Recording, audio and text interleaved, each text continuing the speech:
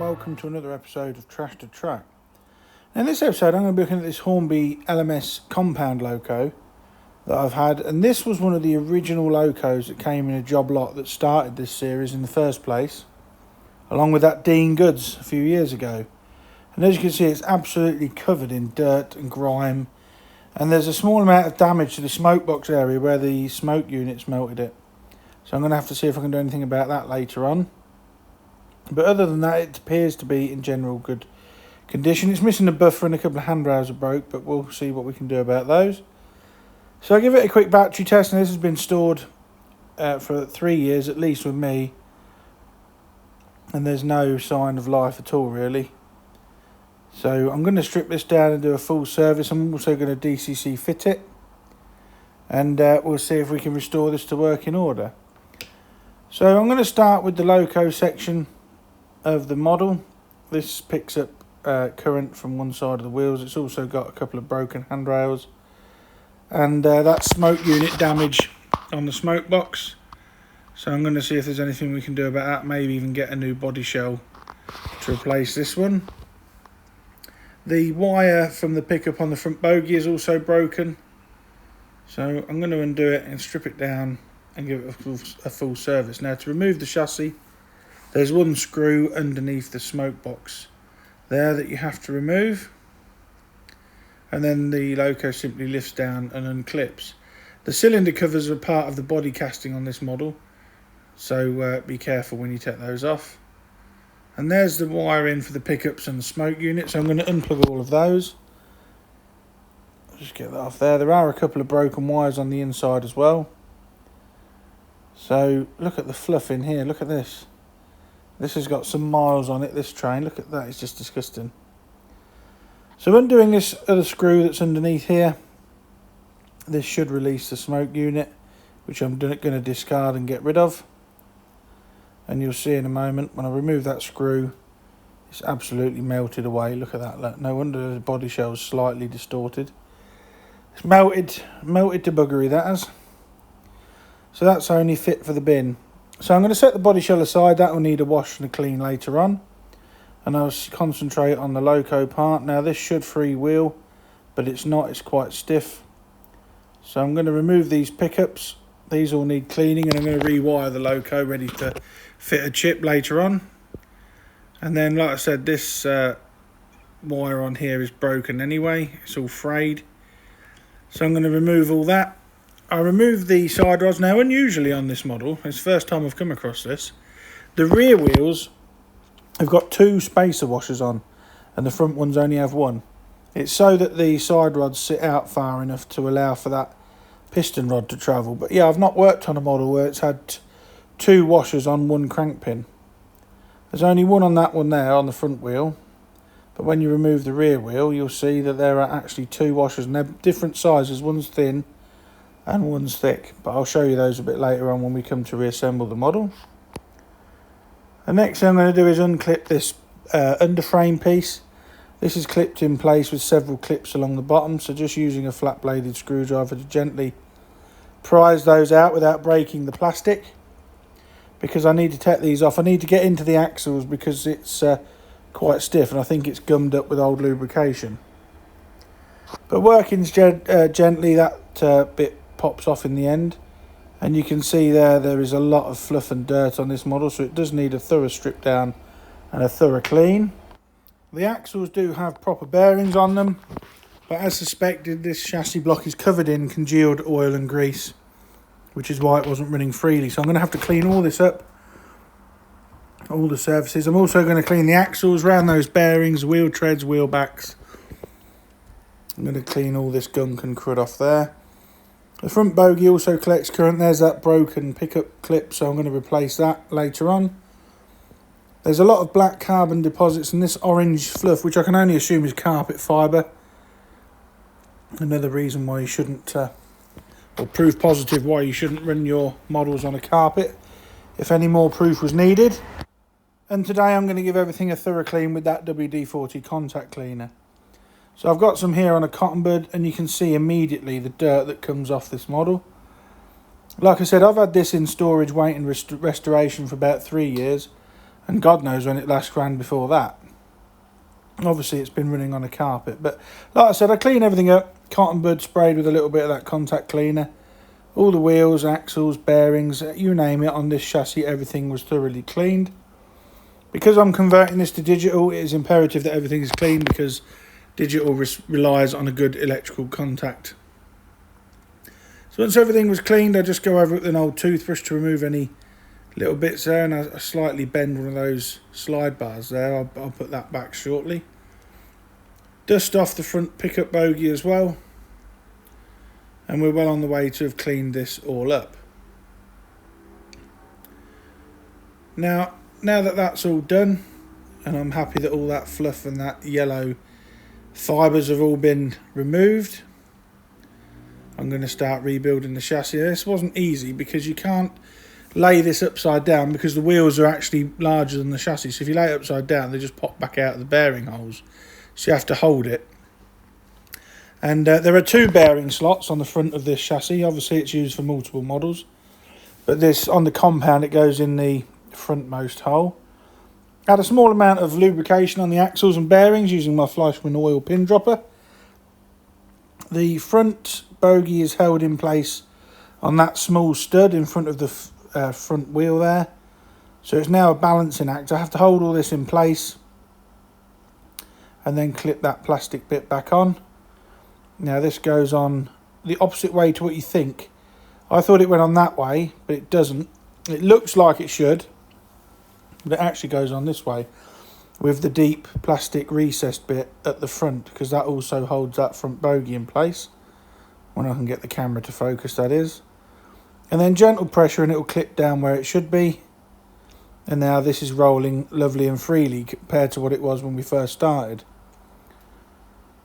So now that that's all been serviced and cleaned, I'm going to have to repair these pickups. These were cleaned with some Brasso, and these go down into the plastic slots, ensuring that when they're down there, they're rubbing on the backs of the wheel.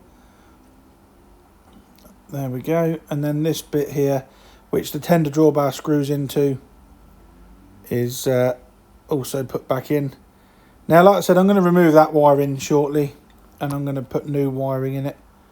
But this is the second pickup, and that slots down there in that plastic retainer, just like so. And then I've got a new bit of wire with a clip on it for the front bogie, so I'm going to bend that to a 90-degree angle with these smooth tooth pliers, gently bending it so I don't snap it. And then I've left the length of wire on there to solder onto. The wire goes up through that hole in the chassis, just like so, and then that clip pushes into the front bogie in the recess, which is cast into the bogie there. And there we go. So here I've replaced the wiring, and I've just wired it up for DC running at the moment, because I want to test it before I fit a chip to it.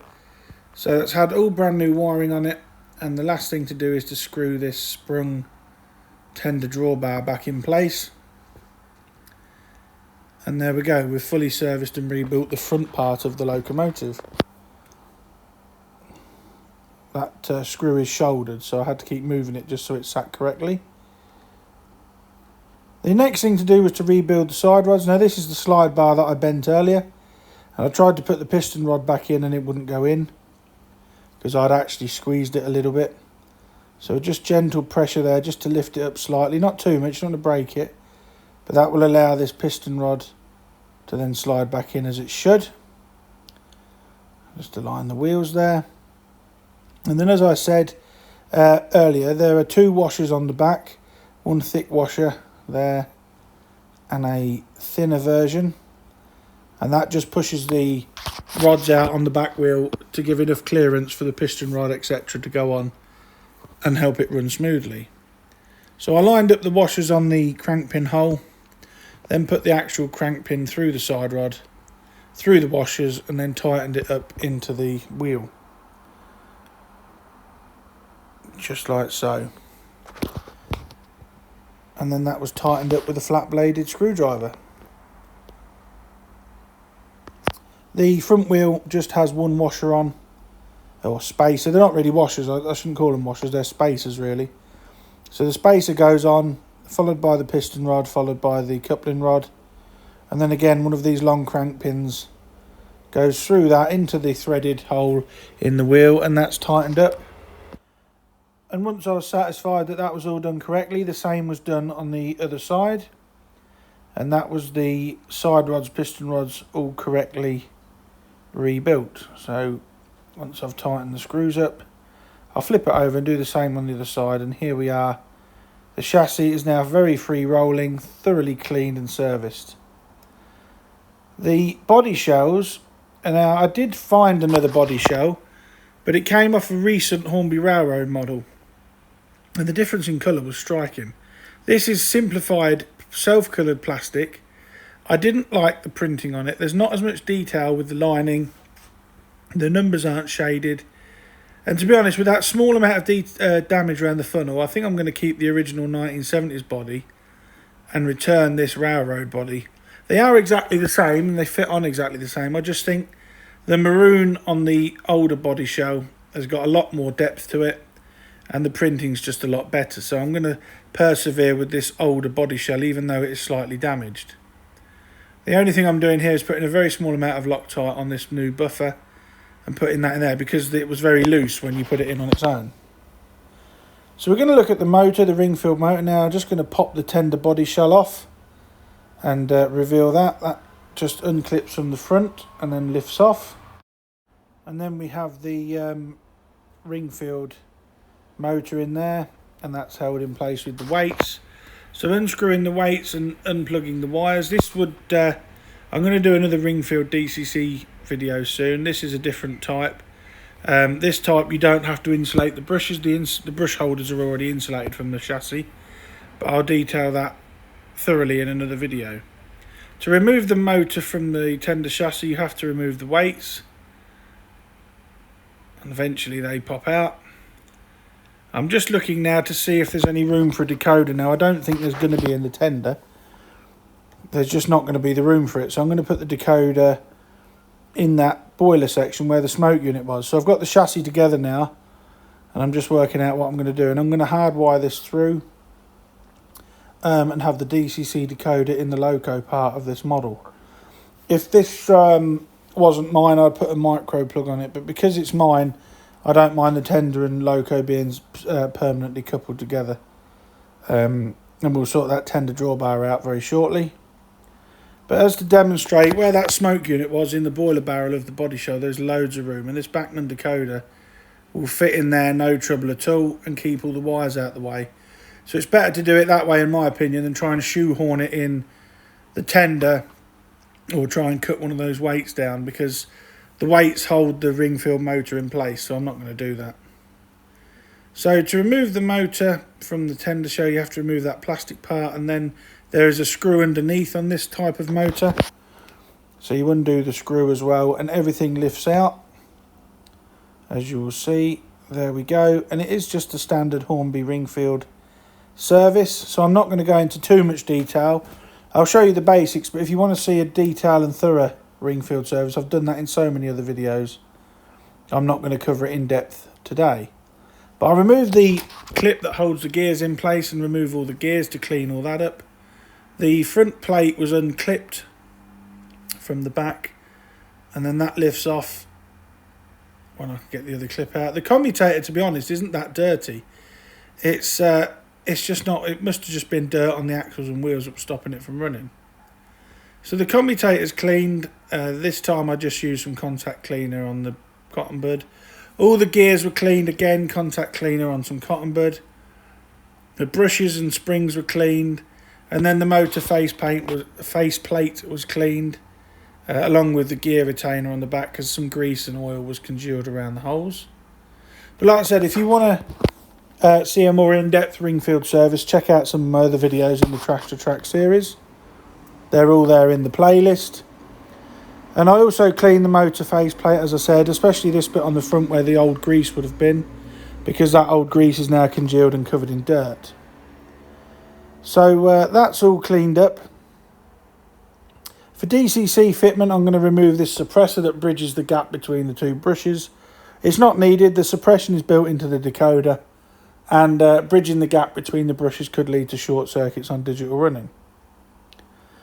So when I fully service, lubricate and reassemble the ring-filled motor, I put it back in and test it on DC to make sure everything's running fine, which it is. You should do this really. There's no point in DCC fitting a model that doesn't work. And you can see there that it is running.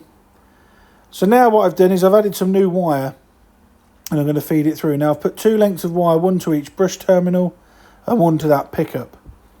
And what I'm going to do is I'm going to feed it through into the front, into the boiler section. Now there is a little bit of modification. I'm just testing the battery test there just to make sure the motor's working, just to prove to you that it is. Now there is a ledge on the front of the tender, and I've just opened that up a little bit for the wires to pass through.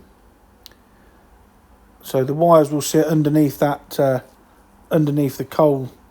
And there's also a handy hole already in the body shell near the firebox, and the wires will thread through there, which means that when you take the body off, you will have to do some unsoldering work to get the body off completely. But I'm not fussed, this is my model, not a subscriber's.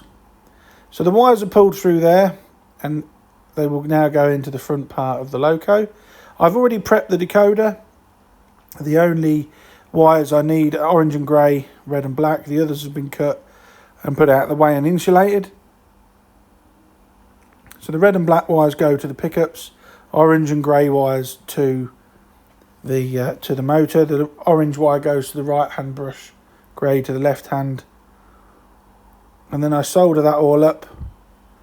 I won't bore you with the footage of me soldering, because let's be honest, that is quite a boring process. But make sure you heat shrink all your joins as well to insulate it all. And here we are, the decoder is now soldered in. You can also see that the black pickup wire should go to the left hand rail, red to the right. So those wires are held in place, and then the body shell is clipped on with the wires in that gap that I created in the tender, and that just clips on in place like that. And the wires are nice and tidily out the way. And then I've added a small amount of black tack into the top of the firebox area inside the loco body for the wires to stick to. The decoder is pushed into the smoke box where that smoke unit used to be. And then the wires are all tidied up so that they're not fouling anything. Pull them through and then stick them to that black tack that's in the body shell there. So I'm just putting the wires on there, using those tweezer nose pliers just to tidy the wires up. Just make sure they're nice and tidy in there and they're not catching on anything. The body shell is then put back on, engaging the clip under the foot plate, and then gently pushing it down so that the cylinder covers go over the cylinders. And then I replace that retaining screw that we took out at the start and screw that in. And that's this Midland Compound virtually done, other than just testing it on DCC. So when that screw is in there, it just pulls the body shell down tight. And the tender drawbar, I'll permanently couple that together in a minute and I'll show you how. So a test now on DCC, I got the controller on there and it's running lovely. And I can live with that small amount of damage around the chimney, because I'd rather have this paint job than that horrible railroad job that we saw on the body shell. The tender drawbar, the brass pickups were bent away slightly so they didn't make contact. And the drawbar itself is held in place with a bit of heat shrink over the pin, shrunk down, and that will hold the tender and loco together until I remove it. Judging by, for its age, it's not a bad looking model. It doesn't have the finesse of the Bachmann one, but it's quite cheap to obtain, and as I hope I've just demonstrated, it is relatively easy to DCC fit and service. The small amount of damage around the chimney, like I said, I can live with because I don't want those horrible railroad body shells on it. They lack the lining and the depth of colour that this model from the late 70s, early 80s does. And I'm just showing you there, you can see the wiring in the cab, but it's very unobtrusive.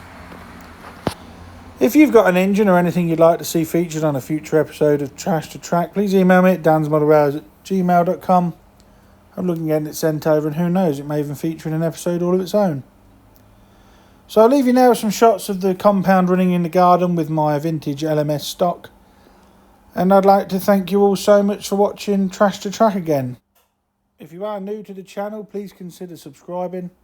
I do aim to put a repair video out once a week, so it is worth subscribing. But I hope you'd agree, this compound looks really nice running in the garden with this LMS stock. So until next time, thanks very much. Bye for now.